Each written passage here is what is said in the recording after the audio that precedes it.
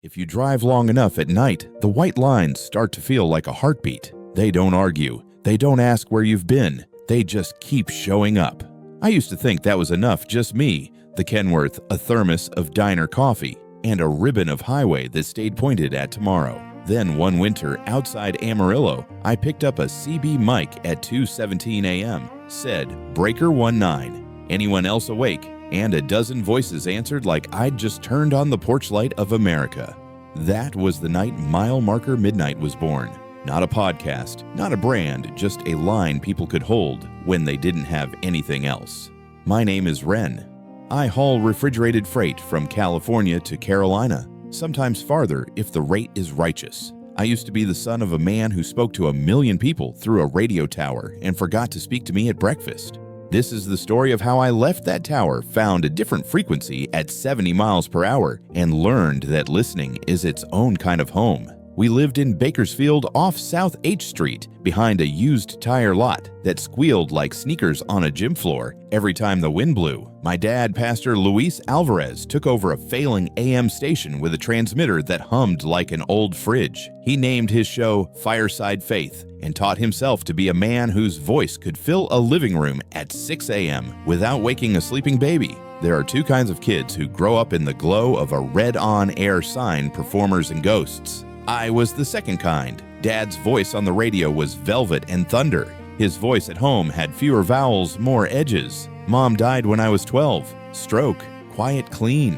People brought casseroles and folded me into hugs that smelled like ketchup and cool water. My father went back on air the next morning and delivered a sermon called God's Timing. He didn't say Maria or wife once. After the funeral, I learned how to move in a kitchen that echoed. I learned how to eat toast without making crumbs. I learned there are rooms you don't stand in because the wrong thing about you will fill them first. By 16, I could splice tape change the heads on a cart machine and catalog pledge cards by zip code. On Sundays, Dad would point to the door of the studio and say, "A man's worth is measured by whether he can carry a message." I didn't know how to tell him that my message wasn't going to sound like his. The last time we spoke without microphones between us, I was 19. He found a photo of me with my arm around a boy I loved. He didn't yell. He didn't cry. He reached for a Bible verse the way a man reaches for a cigarette. By dinner, my duffel was by the door and my name had been demoted to a prayer that hadn't worked. I left with $120, a Class A learner's permit study guide,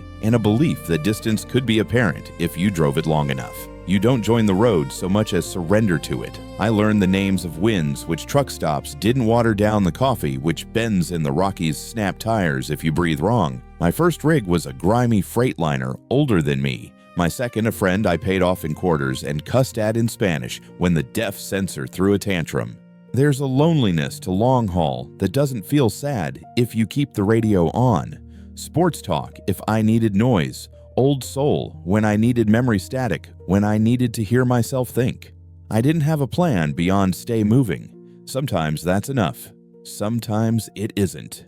One November, black ice laced I-70 like a rumor. I chained up and crept along with hazard lights blinking like prayer beads. I watched a minivan spin, caught her in my mirrors, and eased the truck in front like a mother bird fanning a wing. Afterward, at a Love's outside, Lyman, a kid in a Broncos hoodie, handed me a styrofoam cup of hot chocolate with 2 whipped cream islands and said, "My mom says you're a good man."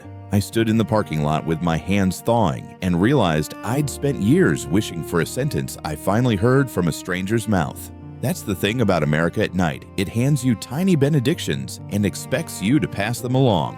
I was 32 the night a cattle hauler jackknifed on I-40 between Bushland and Wildorado. The interstate locked up for miles. Snow fell like static.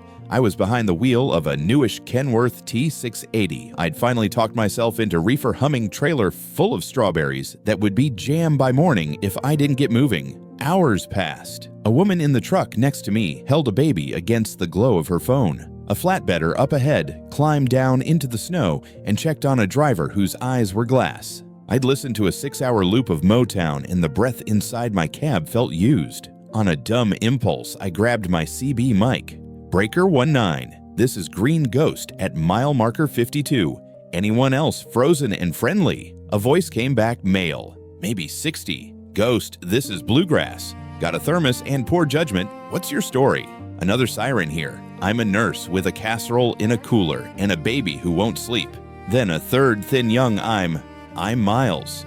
First week solo. Do we just wait? No one was selling anything. Nobody was tough.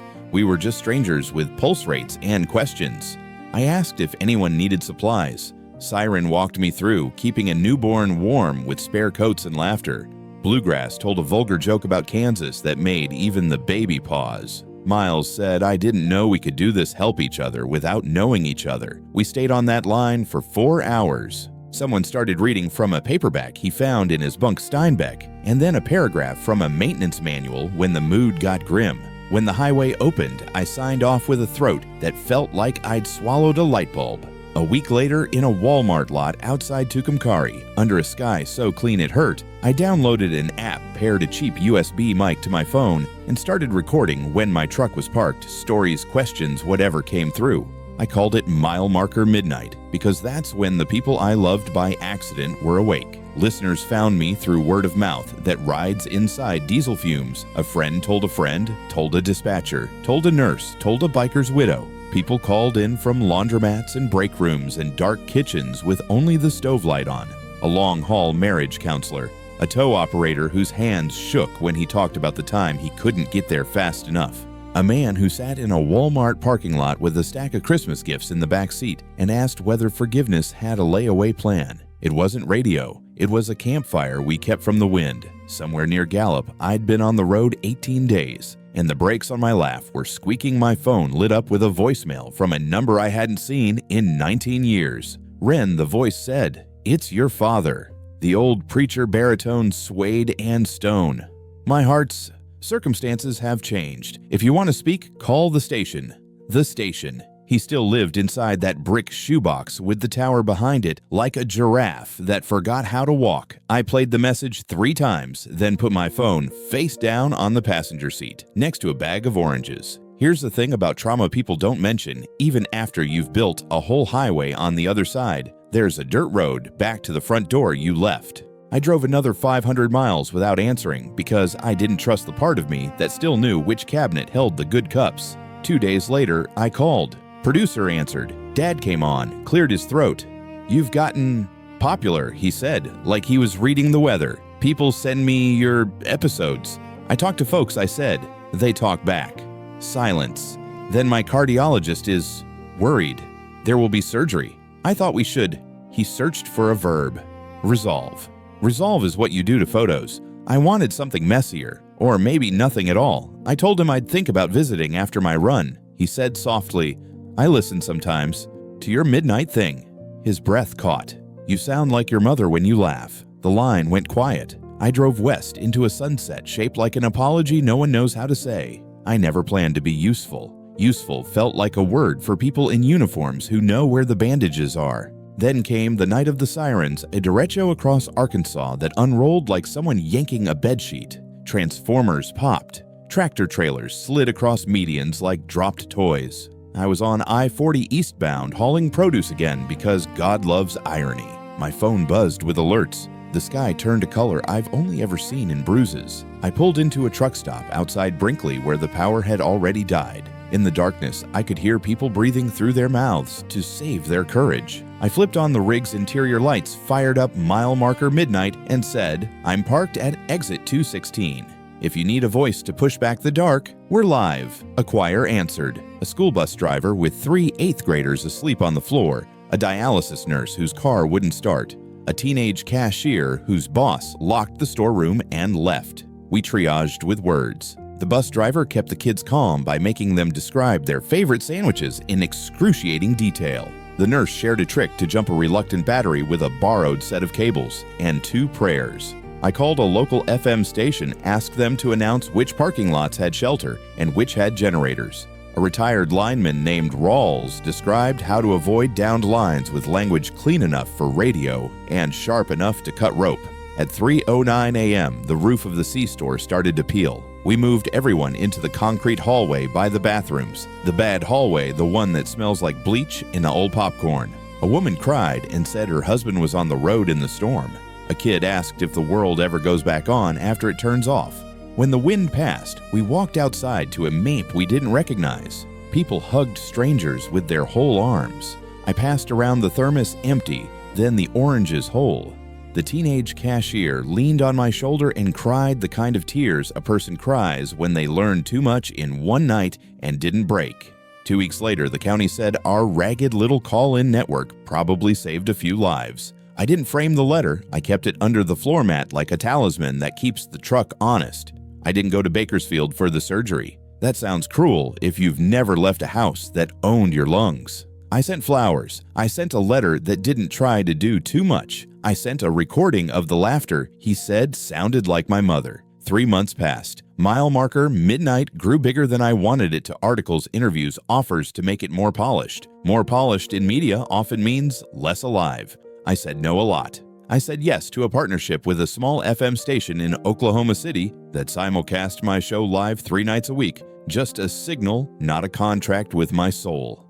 Dad called again. The surgery went well, he said. My cardiologist is a woman. I find this delightful. He almost laughed. The old pride stuttered. I'm sorry about that night. The one with the bag by the door. There are apologies that sound like a table being cleared. There are apologies that sound like a knife set down too softly. I said, thank you. I meant it. I also meant we can't go back, and we might not go forward in a way you'd recognize, but we have a smaller, truer road now. We talked about the Dodgers bullpen like it mattered, because sometimes mercy needs a mundane place to sit and catch its breath. I visited 2 months later. The station looked exactly the same and smelled like dust warmed by vacuum tubes. Dad looked smaller, which happens to lions when the grass grows up around them. We sat in Studio B and didn't turn on the mics. He asked about the road. I asked whether he ever missed being quiet. He said every day, and we laughed like a code only 2 people understand. When I left, he handed me a cassette from 1999 labeled Maria Laugh. It was my mother practicing an on-air promo and then losing it on the word Thursday, giggling so hard she snorted and then laughing at herself laughing. I played it all the way to Barstow and cried so carefully I didn't miss my exit. A woman in Nebraska called one night to ask how to tell her grown son she was moving to Florida because the winters were too heavy. A trucker in Idaho asked the room how to quit painkillers without quitting his job. We found him a clinic that took walk-ins and shame like it was a jacket you could check. A man who owned a bowling alley in Ohio begged for someone to come by on Thursdays because the league dissolved and he didn't want to turn off the lights, not yet. 10 listeners showed up with ugly shoes and better stories. If you want to know what America's made of, listen after midnight. The late shift is where people tell the truth because the day can't hear them. They confess small crimes like eating the last piece of cake and big ones like not calling their sister for 9 years because a wedding seating chart felt like a verdict. I learned to say less, to ask, what do you need tonight? An answer or a witness. Most chose the witness. It's easy to forget how powerful it is to say, I see you, and then shut up. On Valentine's Day in Tuba City, I met Alma, a waitress with a lightning bolt tattoo and a smile that showed she'd once decided to live when it would have been easier not to. I was in the corner booth with my laptop turned toward the wall, editing voice notes into something listenable. She topped off my coffee even when I didn't ask and said, "You always look like you're building a ship in a bottle." Alma grew up in Window Rock, left for Phoenix, came back when her sister got sick, and the city felt like a dare she didn't need to take anymore. She has a son who can fix anything mechanical, and a mother who asks no questions and then remembers the answers. On our third date, we sat on the hood of the Kenworth and watched satellites pretend to be stars. I told her about Bakersfield. She told me about a father who used to come home kind and then didn't. Alma doesn't listen to every show. She doesn't like to hear me carry the world's heavy boxes. She says, "You have a good back, but not an infinite one." She texts me when the road's ice and says, "Get somewhere with soup." I didn't know how to be with someone who wanted nothing from the part of me that performs. It felt like stepping into a house where someone already lit the lamp and put the kettle on without asking for a story first. A producer from a big network pitched me a gleaming version of Mile Marker Midnight Slick Studio Celebrity Drop-Ins, it reads, that started with, "What if I told you?" It would have paid enough to hang up my keys. I said maybe. Then a storm swallowed Oklahoma, and my phone lit like a Christmas tree. I parked under a bridge, hit record, and forgot I was supposed to be considering. A caller named 9 Lives never gave his real name had found a dog on the shoulder, shivering under a blanket of road grime. He said he didn't have room in the cab. Another driver, Junebug, was 3 miles back and allergic to everything but kindness. Tell me where she said. We triangulated a rescue with mile markers and breathless laughter, and 10 minutes later, she was warming the dog with her own body heat and cursing me for making her cry. I heard the dog bark like a yes. I called the producer back and thanked him for the tour of the elevator I wasn't going to take. We could reach so many more people, he said. I am reaching them, I said, and hung up gently so he knew I wasn't angry. I just had to go back on air. Not all growth is up. Dad mailed me a letter, not an email, not a text. Handwriting that looked like he'd had to remember the alphabet. It said, "Ren, I have listened to you listen. I'm not sure I ever learned how. I preached at people for 30 years. They sent checks, so I kept going. I should have made more coffee and fewer points. I don't know how to fix the old house. If you stand in the yard, I'll sit on the porch and wave until we figure something out. Your mother would have liked the dog story. She always wanted a dog. I told her no because I didn't want to clean hair out of the studio.